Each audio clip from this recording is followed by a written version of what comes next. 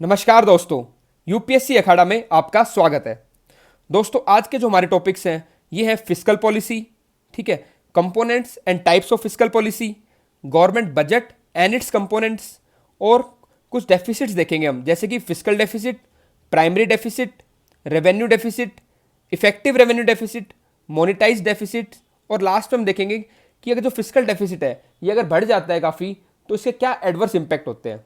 दोस्तों ये जो टॉपिक्स आज हम करेंगे काफ़ी इंपॉर्टेंट है और मेरी इस वीडियो में कोशिश होगी कि मैं आपको इन टॉपिक्स को सिंप्लीफाइड तरीके में बताऊं। लेकिन अगर आपको फिर भी कुछ चीज़ समझ नहीं आती है तो आप मुझे कमेंट बॉक्स में ज़रूर लिखें। दोस्तों सबसे पहले हम करेंगे फिस्कल पॉलिसी। फिस्कल पॉलिसी का अगर मैं जनरल ओवरव्यू दूं आपको तो गवर्नमेंट के जो भी फिनेंशियल ऑपरेशंस होते हैं, ठीक है, उनके रिलेटेड जो भी गवर्नमेंट डिसीजन लेगी, जैसे टैक्सेस हो गया, कहाँ पैसा खर्च करना है, कहाँ से पैसा आएगा, तो जो भी फिनेंशियल ऑपरेशंस हैं उसके रिगार्डिंग जो भी डिसीजन लेती है गवर्नमेंट, ये आपके फिस्कल पॉलिसी में आते हैं। मॉनेटरी पॉलिसी आरबीआई से रिलेटेड है, तो फिस्कल पॉलिसी और मॉनेटरी पॉलिसी में आप कंफ्यूज ना हो तो इसको आप ऐसे याद रख सकते हैं कि एफ से फिस्कल पॉलिसी और एफ से फिनेंस मिनिस्टर, और फिनेंस मिनिस्टर किसके पार्ट होते हैं? गवर्नमेंट के पार्ट होते हैं। तो जो फिस्कल पॉलिसी है वो गवर्नमेंट से रिलेटेड है और मॉनेटरी पॉलिसी आरबीआई से रिलेटेड है, ठीक है। अब हम देखते हैं फिस्कल पॉलिसी के बारे में।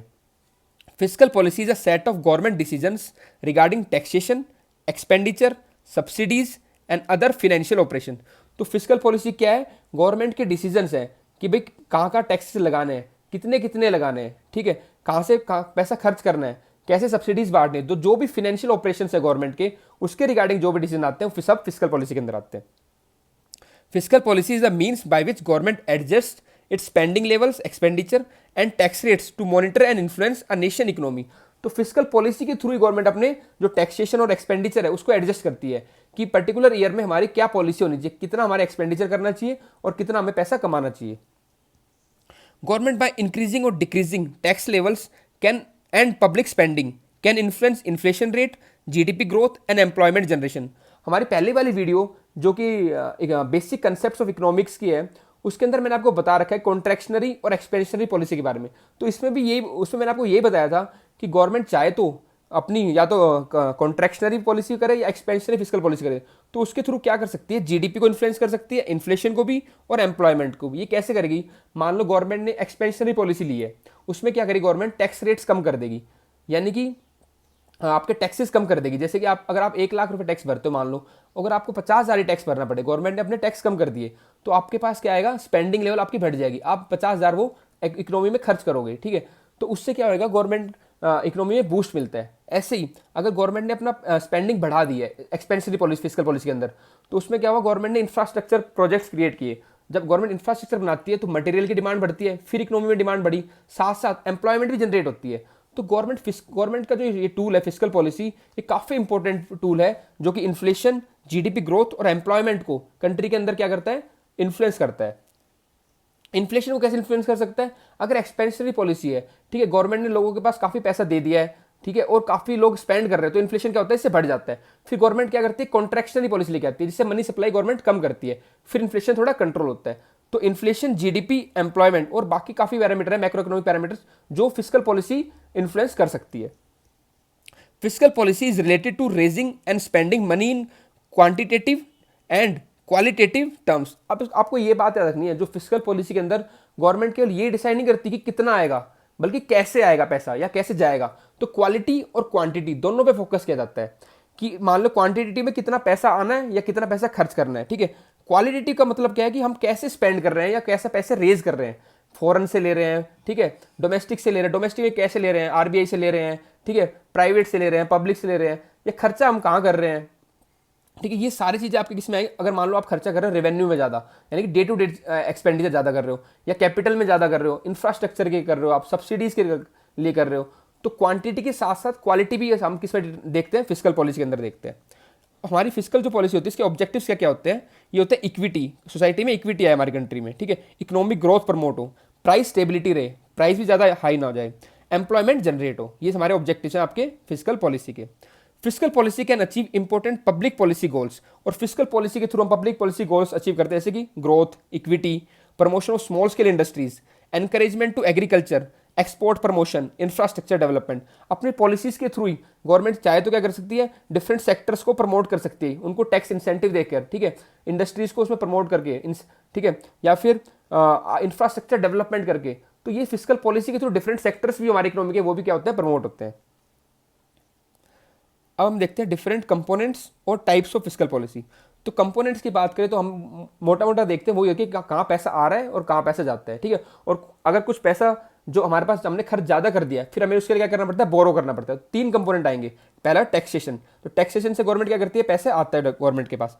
टैक्सेस ऑन इनकम, प्रॉपर्टी या सेल्स के ऊपर या इन्वेस्टमेंट के ऊपर, तो गवर्नमेंट क्या लगाती है, टैक्स लगाती है। ये किसके पार्ट है, कंपोनेंट है फिस्कल पॉलिसी के। फिर है पब्लिक स्पेंडिंग। अब पैसा आया तो गवर्नमेंट पैसा कहाँ खर्च करेगी, तो वो आएगा पब्लिक स्पेंडिंग के अंदर। सब्सिडीज, ट्रांसफर पेमेंट्स, ठीक है, पब्लिक वर्क प्रोजेक्ट, कोई इंफ्रास्ट्रक्चर बना दिया, ठीक है, तो ये सब क्या है आपके पब्लिक स्पेंडिंग। ट्रांसफर पेमेंट्स मैं आपको दोबारा बता देता हूँ, हालांकि मैं पहले बता चुका हूँ आपकी पहले वाली वीडियो में, कि ट्रांसफर पेमेंट्स वो होते हैं कि ऐसी पेमेंट्स जो गवर्नमेंट आपको करती है पर आपसे डायरेक्टली उससे रिटर्न में कुछ नहीं मांगती है, ठीक है। जैसे आपको पेंशन दे दी गवर्नमेंट ने, ठीक है, जैसे अनएम्प्लॉयमेंट अलाउंसेस दे दिए, ये आपके ट्रांसफर पेमेंट्स में आते हैं। फिर आपके आते हैं पब्लिक डेट। अब आपका मान लो आपने खर्चा ज़्यादा कर दिया गवर्नमेंट ने, ठीक है, पैसा कमाया, तो फिर गवर्नमेंट को क्या करना पड़ता है, बोरो करना पड़ता है पैसा। तो ये वो किस में आता है, आपका पब्लिक डेट के अंदर, ठीक है। तो इसके अंदर आते हैं आपके वेरियस मेथड्स ऑफ बोरोइंग। तो ये आपके कंपोनेंट्स हो गए फिस्कल पॉलिसी की। पहले पैसा कहाँ से आएगा, टैक्सेशन, पैसा कहाँ खर्च हुआ, पब्लिक स्पेंडिंग। थर्ड, जो बच गया पैसा के भी ज़्यादा खर्च हो गया अगर, ठीक है, तो कहाँ से हम गवर्नमेंट बोरो करेगी। तो ये तीनों पार्ट आपके कंपोनेंट किसके हैं, फिस्कल पॉलिसी के। उसके बाद डिपेंड करता है कि गवर्नमेंट ने कैसी पॉलिसी है। एक्सपेंस टाइप्स में आएगा आपके, एक्सपेंसरी है या कॉन्ट्रैक्शनरी है।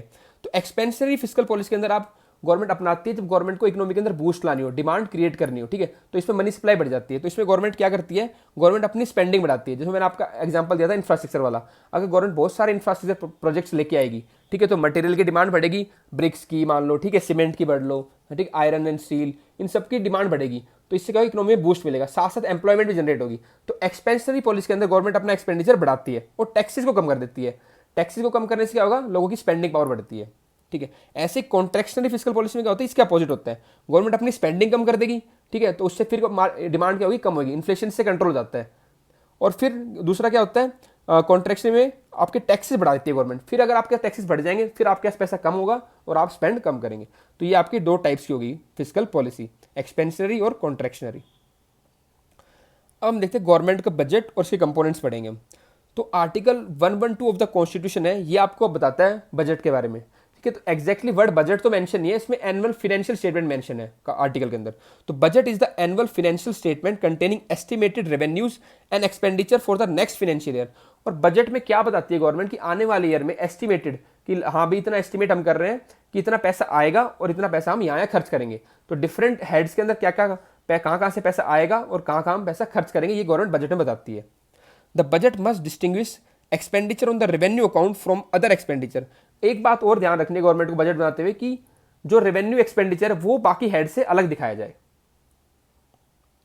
अब हम कुछ कंपोनेंट्स देख लेते हैं बजट के क्या क्या कंपोनेंट्स होते हैं। तो गवर्नमेंट जो बजट है ये मैंने बताया था कि फिस्कल पॉलिसी का एक टूल है, ठीक है। तो इसके अंदर आपके दो पार्ट्स हैं मोटे मोटे, कि रिसिप्ट्स, पैसा कहाँ से गवर्नमेंट अर्न कर रही है, दूसरा एक्सपेंडिचर, पैसा गवर्नमेंट कहाँ खर्च करेगी। आप एक बात पहले याद रखें मोटी मोटी, ये है कि रेवेन्यू और कैपिटल दो चीज़ है इसमें, ठीक है। तो रेवेन्यू का जो भी आप चीज़ देखोगे वो आपके डे टू डे से रिलेटेड होंगी, day to day expenditure, day to day earning, ठीक है, तो ये आपका रेवेन्यू। कैपिटल जो चीज़ रिलेटेड होगी ना वो आपके असेट्स से रिलेटेड होगी, आपने असेट्स बेचे, ठीक है, ठीक है, या आपने आपकी लाइबिलिटीज़ क्रिएट हुई, ठीक है। तो जो लॉन्ग टर्म के लिए कोई असेट्स या लाइबिलिटीज़ होती है ये आपके आएंगे कैपिटल के अंदर। तो सबसे पहले हम करते हैं रिसिप्ट्स। रिसिप्ट्स मतलब पैसा कहाँ से आया। तो पैसा दो तरीके से आ सकता है, या तो डे टू डे आपकी जो अर्निंग्स है वो आपके आएंगे रेवेन्यू के अंदर, या फिर आपने कुछ चीज़ बेच दी अपनी, या चीज़ को खरीदी, या आपने उधार ले लिया, ये सब आपके आएंगे कैपिटल के अंदर। तो पहले हम देखते हैं रेवेन्यू रिसिप्ट्स।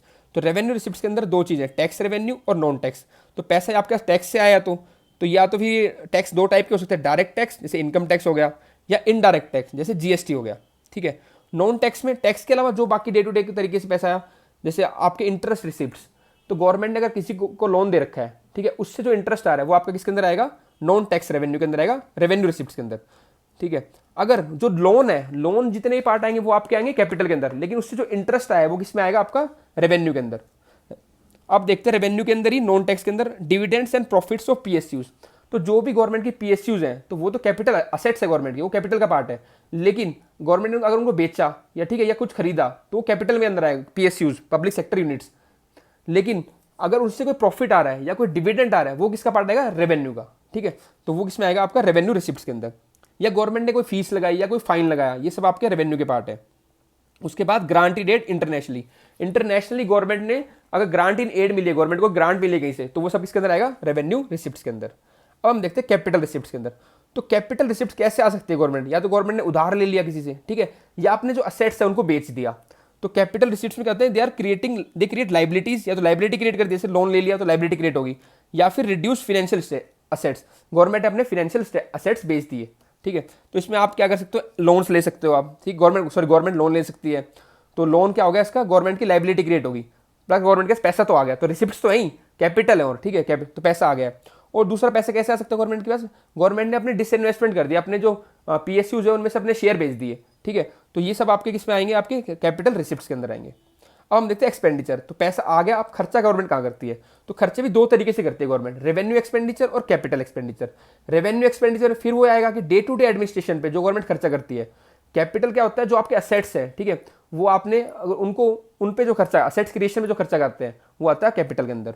तो रेवेन्यू देखते हैं हम, income on the normal functioning of the government. तो गवर्नमेंट की जो नॉर्मल फंक्शनिंग है उसके अंदर जो खर्चा आता है वो आता है आपका रेवेन्यू एक्सपेंडिचर के अंदर। तो जैसे इंटरेस्ट पेमेंट, तो अगर आप जो गवर्नमेंट ने लोन ले रखा है, ठीक है, तो लोन तो वैसे पार्ट किसका होता है, कैपिटल का, लेकिन उस पर जो इंटरेस्ट पे कर रही है गवर्नमेंट, इंटरेस्ट रिसीव कर रही थी वो था रिसिप्ट के अंदर, रेवेन्यू रिसिप्ट। इंटरेस्ट जो पे करेगी वो एक्सपेंडिचर का पार्ट है, वो किसके अंदर आएगा, रेवेन्यू एक्सपेंडिचर के अंदर। डिफेंस के ऊपर कोई खर्चा कर रही है गवर्नमेंट, सब्सिडीज दे रही है, ठीक है, सैलरीज दे रही है, ये पेंशन दे रही है अपने एम्प्लॉइज को, ये सब किस में आते हैं, day to day functioning of government, और ये सब क्या है, रेवेन्यू एक्सपेंडिचर का पार्ट है। एक्चुअली क्वेश्चन आ भी चुका है कि which of the following are the part of revenue expenditure. तो ऐसे ऑप्शन दे रखे थे, सब्सिडीज, सैलरीज, डिफेंस। तो आपको ये हेड मेजर आपको याद होनी चाहिए किसके अंदर क्या क्या आता है। अगर आपको याद भी नहीं होते हैं, अगर आपको कंसेप्ट भी पता है, ठीक है, कि भाई रिसिप्ट्स का मतलब पैसा आना, एक्सपेंडिचर का मतलब पैसा जाना, और रेवेन्यू का मतलब है डे टू डे, कैपिटल का मतलब है असेट से रिलेटेड होगा, असेट से लाइबिलिटी से। तो ऐसे भी अगर आप याद रखोगे तो आप क्वेश्चन सोल्व कर पाओगे। उसके बाद आगे देखते हैं हम revenue expenditure, grants to states. अगर किसी स्टेट्स को गवर्नमेंट ने ग्रांट दी है तो किसके अंदर आएगा, रेवेन्यू एक्सपेंडिचर के अंदर। It includes expenditure other than creation of physical और फाइनेंशियल असेट्स। तो मैं आपको यही बता रहा था कि जो क्रिएशन, ठीक है, या फिर आप सेलिंग ऑफ हो गया असेट्स से, ठीक है, तो क्रिएशन ऑफ फिजिकल और फाइनेंशियल असेट्स ये तो सब आपका आता है कैपिटल के अंदर। इसके अलावा जो भी हो गया बच गया आपका, वो सब आपका आएगा रेवेन्यू के अंदर। अब हम देखते हैं कैपिटल एक्सपेंडिचर। कैपिटल एक्सपेंडिचर होता है आपका क्रिएशन ऑफ फिजिकल और फाइनेंशियल असेट्स और reduction in the financial liabilities. तो आपने खर्चा किया अब इसमें, ठीक है, तो खर्चा कैसे कर सकते हैं आप, या तो आप अपने कोई आपने इंफ्रास्ट्रक्चर बना दिया, मान लो ब्रिज बना दिया, तो गवर्नमेंट का इंफ्रास्ट्रक्चर क्रिएट हो गया वो, ठीक है, तो आपने वहाँ पे कैपिटल बनाया, असेट क्रिएट किया है, तो ये होगा कैपिटल एक्सपेंडिचर। और आप खर्चा कैसे कर सकते हो, अपना जो आपका लोन है, ठीक है, आपने लोन को रिपे कर दिया, गवर्नमेंट ने जो अपना लोन है उसको रिपे कर दिया, तो वो आपका किसमें आएगा, कैपिटल एक्सपेंडिचर में। तो गवर्नमेंट की क्या होगी, लाइबिलिटीज से कम होगी। लोन पहले 10 लाख का था मान लो, तो गवर्नमेंट ने 5 लाख पे कर दिया, खर्चा तो हुआ है गवर्नमेंट का, और कैसा हुआ, कैपिटल खर्चा हुआ है, कैपिटल एक्सपेंडिचर हुआ है, ठीक है, लोन पर उसका लाइबिलिटीज कम हो गई है, तो इसमें गवर्नमेंट की लाइबिलिटीज कम होगी इसमें, और असेट क्रिएट हो गए कैपिटल एक्सपेंडिचर में।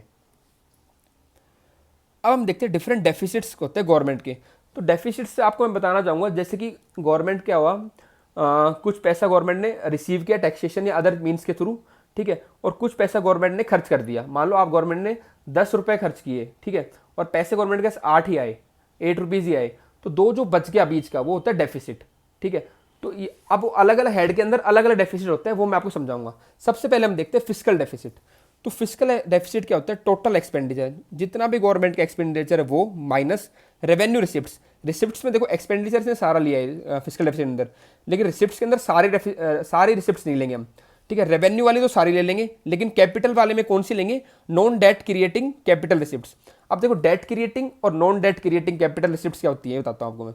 डेट क्रिएटिंग कैपिटल रिसिप्ट्स वो होंगी आपकी जो आपकी उधार होंगी, जैसे लोन होंगे जो आपके ऊपर, ठीक है, एक उधार क्रिएट कर देती है, आपके ऊपर उधार हो जाती है, गवर्नमेंट के ऊपर उधार हो जाती है, तो लोन्स, बोरोइंग्स, ये सब आती है आपकी डेट क्रिएटिंग, ठीक है। नॉन डेट क्रिएटिंग क्या होंगी, पैसा तो आ गया आपके पास से, ठीक है, नो कैपिटल से, लेकिन आपके पास कोई उधार नहीं हुई। जैसे इसमें एग्जांपल अगर आप देखोगे इसमें, तो नॉन डेट कैपिटल क्रिएटिंग में मैंने आपको लिखा है डिसइन्वेस्टमेंट लिखा हुआ है। तो डिसइन्वेस्टमेंट में क्या हुआ, गवर्नमेंट ने अपनी पीएसयूज के शेयर बेच दिए, तो गवर्नमेंट के पास पैसा भी आ गया और कैपिटल के थ्रू ही आया है, ठीक है, वो कैपिटल असेट था गवर्नमेंट का, लेकिन गवर्नमेंट के ऊपर कोई डेट नहीं हुआ, ठीक है। तो ये है non debt capital creating capital receipt. तो ऐसी वाली रिसिप्ट्स, तो कैपिटल का वो वाला पार्ट, वो वाला इंक्लूड होता है इसके अंदर जो डेट क्रिएट नहीं करता है। और अब देखो इसमें सब कुछ आ गया, टोटल एक्सपेंडिचर आ गया, रेवेन्यू रिसिप्ट्स आ गई, रेवेन्यू सारी आ गई, लेकिन कैपिटल का कौन सा वाला पार्ट नहीं आया, डेट क्रिएटिंग नहीं आया। डेट क्रिएटिंग मतलब लोन। तो ये इसमें केवल एक चीज़ नहीं आई, वो है लोन, यानी कि बोरिंग ऑफ द गवर्नमेंट। तो फाइनली ये क्या शो करेगी आपको, बोरिंग ऑफ द गवर्नमेंट। तो आपको ये याद रखना है, जो फिस्कल डेफिसिट है वो दिखाता है कि बोरोइंग का पैसा कितना है, ठीक है। तो बोरोइंग शो करता है गवर्नमेंट की। इसको मैं एक एग्जांपल के थ्रू सुनाता हूँ आपको पूरा स्ट्रक्चर में। तो ये बजट है, देखो अगर आप तो बजट में आप देखोगे एक्सपेंडिचर और रिसिप्ट्स होती हैं। तो एक्सपेंडिचर सारा आ जाएगा इसके अंदर, कैपिटल लो प्लस रेवेन्यू, ठीक है। जो रिसिप्ट्स में आप देखो, इसमें कैपिटल रिसिप्ट्स हैं और रेवेन्यू रिसिप्ट्स हैं। तो फिस्कल डेफिसिट के अंदर रेवेन्यू रिसिप्ट्स तो सारी आएंगी, लेकिन कैपिटल में कौन सी आएंगी, केवल नॉन डेट क्रिएटिंग, यानी जो 40 लिखा हुआ है ये वाली आएंगी बस, ठीक है। अब इसमें अगर आप इस चार्ट को देखोगे और नीचे फॉर्मूला देखोगे, तो मैंने सारे कंपोनेंट लिए हैं इसमें, केवल एक पार्ट छोड़ा है, डेट क्रिएटिंग यानी कि लोन्स। तो यानी कि ये जो पार्ट छूट गया यही आपका बैलेंस आएगा, और इसी को बोलते हैं फिस्कल डेफिसिट। तो फिस्कल डेफिसिट का फॉर्मूला देखो, fiscal deficit is equal to total expenditure. Total expenditure क्या हुआ आपका, एक्सपेंडिचर साइड देखो आप, कैपिटल प्लस रेवेन्यू 80 प्लस 120 यानी कि 200 हो जाएगा। अब आप आओ माइनस रेवेन्यू रिसिप्ट्स। तो रिसिप्ट्स के अंदर जाओ, उसके अंदर रेवेन्यू देखो, तो रेवेन्यू 100 है तो वो 100 आ जाएगी आपकी, ठीक है। Plus non debt creating capital receipts. तो non debt creating capital receipt कितने, 40। तो 100 प्लस 40 ये होगा 140। तो 200 माइनस 140 आपका 60 आ रहा है। तो फिस्कल डेफिसिट आपका कितना हो गया, 60। और 60 आप देखोगे अगर ये क्या है, कैपिटल के अंदर देखोगे डेट क्रिएटिंग लोन को शो कर रहा है। तो जो बोरोइंग्स है वो किसके इक्वल आ गई, फिस्कल डेफिसिट की। तो ये अब क्या दिखाता है कि फिस्कल डेफिसिट क्या शो करता है आपका, बोरोइंग्स ऑफ द गवर्नमेंट। तो ये होगा फिस्कल डेफिसिट। अब हम देखते हैं प्राइमरी डेफिसिट। तो जो भी आपका फिस्कल डेफिसिट आया था, अभी हमने देखा 60 आया था, उसमें से अगर गवर्नमेंट ने नेट इंटरेस्ट लाइबिलिटी यानी कि इंटरेस्ट पेमेंट, तो गवर्नमेंट के क्या लोन चलते आते हैं सालों साल, तो जो उसमें से जो पिछले साल लोन ले रखा था उसका जो इंटरेस्ट पे किया गवर्नमेंट ने, ठीक है, वो इसमें से सब्ट्रैक्ट कर दो। अगर मान लो गवर्नमेंट ने 20 रुपये इंटरेस्ट पे किया कि जो पिछले साल के लोन चलते आ रहे थे, ठीक है, तो 60 माइनस 20 आ गया 40। तो जो ₹40 आपका क्या होगा, प्राइमरी डेफिसिट। तो फिस्कल डेफिसिट में अगर जो इंटरेस्ट पे किया है वो माइनस कर दोगे तो क्या आ जाएगा आपका, प्राइमरी डेफिसिट। अब हम बात करेंगे रेवेन्यू डेफिसिट। तो रेवेन्यू डेफिसिट में केवल रेवेन्यू वाला पोर्शन आएगा, अब कैपिटल से कोई मतलब नहीं है। तो it is the excess of revenue expenditure over the revenue receipts of the government during a financial year. और ये सारी कैलकुलेशन एक फाइनेंशियल ईयर के अंदर होती है। एक साल के अंदर जो फाइनेंशियल ईयर है उसके अंदर गवर्नमेंट ने कितना एक्सपेंडिचर किया रेवेन्यू के अंदर, और कितना रेवेन्यू का उसका पार्ट आया, तो ये आपका रेवेन्यू डेफिसिट शो करता है, ठीक है। अगर आप पिछले वाले चार्ट में देखोगे तो उसमें 120 रुपए तो गवर्नमेंट ने एक्सपेंडिचर किया था रेवेन्यू वाले पार्ट में, और रेवेन्यू रिसिप्ट्स कितनी थी आपकी, 100 थी। तो इसका रेवेन्यू डेफिसिट कितना आ गया, 20 आ गया। तो इसमें कैपिटल वाला पार्ट नहीं करेंगे, जो डे टू डे कितना गवर्नमेंट ने एक्सपेंडिचर किया है, तो ये गवर्नमेंट का day to day expenditure show करता है, ठीक है। तो फिस्कल डेफिसिट और रेवेन्यू डेफिसिट की हम अगर बात करें तो फिस्कल डेफिसिट तो आपका ओवरऑल शो कर रहा है, ठीक है, और रेवेन्यू क्या आपका डे टू डे का शो कर रहा है कि डे टू डे में कितना एक्सपेंडिचर किया और डे टू डे में कितना पैसा आया। तो इसलिए हम देखो आगे आपको नेक्स्ट वीडियो में बताऊंगा FRBM एक्ट के अंदर, उसके हम देखेंगे कि फिस्कल डेफिसिट तो हम फिर भी हम चाहते हैं कि 3% के आसपास रह जाए, लेकिन रेवेन्यू डेफिसिट को हम चाहते हैं लगभग वो 0 हो जाए। क्यों? क्योंकि जो फिस्कल डेफिसिट है उसके अंदर कैपिटल पार्ट भी आता है। गवर्नमेंट चाहती है कि कैपिटल पे खर्चा हो जाए, कि हमारे एसेट्स क्रिएट हो जाए, इंफ्रास्ट्रक्चर बन जाए, लेकिन जो डे टू डे डेफिसिट है वो हमारा ना हो, कि हम डे टू डे जो खर्चा कर रहे हैं। आप अपनी लाइफ में देखो, आप डे टू डे खर्चा करते हो तो आप चाहते हो जितना आप खर्चा कर रहे हो उसके लिए आपको उधार ना लेनी पड़े, उससे ज़्यादा आप कमा लो। तो रेवेन्यू डेफिसिट क्या होता है, हम चाहते हैं कि वो डे टू डे हमारा खर्चा है वो हमारा उतनी हमारी इनकम होनी चाहिए कि हम उस खर्चे को मीट कर पाए, हमें उधार ना लेनी पड़े। तो रेवेन्यू डेफिसिट हम चाहेंगे लगभग क्या हो, हमारा 0 के आसपास हो। अब हम देखते हैं इफेक्टिव रेवेन्यू डेफिसिट। तो अगर रेवेन्यू डेफिसिट में फिर गवर्नमेंट, हमने भी देखा था कि जो गवर्नमेंट कहती है स्टेट्स को पैसा देती है, ठीक है, तो वो भी रेवेन्यू के अंदर आता है। तो रेवेन्यू डेफिसिट के अंदर अगर आप capital creating grants to states, तो ऐसी ग्रांट्स जो जिनसे स्टेट ने कैपिटल बनाया अपना, ठीक है, कोई प्रोजेक्ट बनाया, कोई इंफ्रास्ट्रक्चर बनाया, अगर वो आप माइनस कर दोगे तो ये आपका इफेक्टिव रेवेन्यू डेफिसिट आ जाता है। तो effective revenue deficit is equal to revenue deficit minus capital creating grants to states. तो अगर मानो 20 था आपका रेवेन्यू डेफिसिट, उसमें से अगर आप 5 रुपये ऐसे जगह गए हैं स्टेट्स को जिनसे असेट्स क्रिएट हुए हैं स्टेट्स में, तो वो आप इसमें माइनस कर दोगे तो आपका इफेक्टिव रेवेन्यू डेफिसिट आ जाएगा। अब है मोनिटाइज डेफिसिट। तो जो भी फिस्कल डेफिसिट का पार्ट है, ठीक है, मान लो कि ये आपका फिस्कल डेफिसिट 60 था, उसमें से अगर 20 पैसा गवर्नमेंट ने RBI से बोरो किया है उसका, ठीक है, 60 बोरो किया है, बोरिंग शो करता है फिस्कल डेफिसिट, तो 20 अगर RBI से बोरो किया तो मोनिटाइज डेफिसिट आपका 20 आ जाएगा। तो मोनिटाइज डेफिसिट क्या है, the part of fiscal deficit, यानी कि बोरिंग का वो part covered by boring from RBI। तो गवर्नमेंट ने जो पैसा RBI से लिया है ना, वो पैसा आपका आता है मोनिटाइज डेफिसिट के अंदर। अब हम देखते हैं लास्ट में हमारा कि adverse impact of fiscal deficit. अगर फिस्कल डेफिसिट एक लेवल तक तो ठीक है, लेकिन एक लेवल से अगर ज़्यादा बढ़ जाता है तो उससे क्या नुकसान होता है। तो अगर फिजिकल डेफिसिट बढ़ता है तो क्या होता है, इकोनॉमी में इन्फ्लेशन ही बढ़ जाता है। क्यों? कि गवर्नमेंट क्या करती है, फिजिकल डेफिसिट तब बढ़ता है जब गवर्नमेंट स्पेंडिंग बहुत ज़्यादा बढ़ा देती है अपनी, और स्पेंडिंग जो बहुत ज़्यादा बढ़ती है तो चीज़ों की डिमांड बढ़ती है और इससे इन्फ्लेशन बढ़ जाता है। तो इसका नेगेटिव इंपैक्ट क्या होता है, राइज इन इन्फ्लेशन। दूसरा क्या है, increase the debt burden of the government which increases the future liabilities. अब गवर्नमेंट अगर बहुत ज़्यादा स्पेंड करती है, ठीक है, डेफिसिट मैंने आपको बताया था गवर्नमेंट की बोरिंग शो करता है, तो यानी कि अगर गवर्नमेंट की बोरिंग्स बढ़ गई है तो उसका क्या होता है, उधार बढ़ जाता है और आगे दिक्कत आती है इंटरेस्ट पे करने में और लोन चुकाने में, ठीक है। तो गवर्नमेंट की क्या होता है, फ्यूचर लाइबिलिटीज भी बढ़ जाती है। और लास्ट में क्राउडिंग आउट इफेक्ट। तो इससे क्या होता है कि it refers to the reduction in the private investment due to increase in the interest rate as a result of the excessive borrowing by the government.